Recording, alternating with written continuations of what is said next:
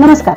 Elon public school कंदरगाव संचलित शालेय निवडणूक प्रक्रिया, भारतीय संविधान तसेच भारतीय निवडणूक कार्यप्रणाली व मंत्री परिषदाची निवड प्रक्रिया मुलांना समजण्यासाठी सदर उपक्रम पार पाडला जातो. यातून मंत्रिमंडळांची निवड केली जाते. शालेय सुधार समितीच्या माध्यमातून विद्यार्थ्यांच्या तक्रारी व अडचणी समजून घेऊन शालेय कमिटीच्या निदर्शनास आणून देण्याच्या कार्यान्वित काही मंत्रिमंडळाची निवड म्हणजेच स्कूल कॅबिनेट इलेक्शन.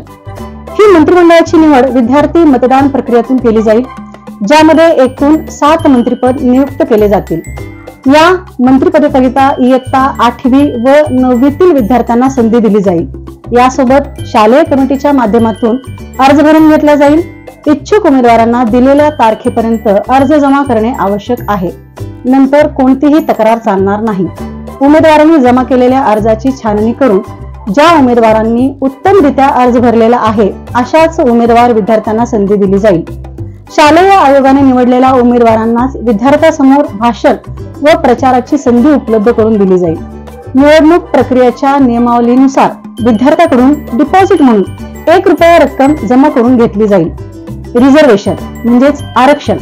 संविधानाच्या नियमानुसार काही पदे महिलांसाठी राखीव असतात. त्याचप्रमाणे या मंत्रिमंडळामध्ये 2 पदे मुलींसाठी राखीव ठेवण्यात आली आहेत.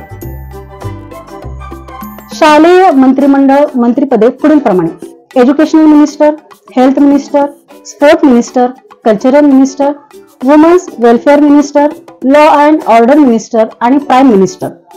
कोड ऑफ कंडक्ट म्हणजे आचारसंहिता.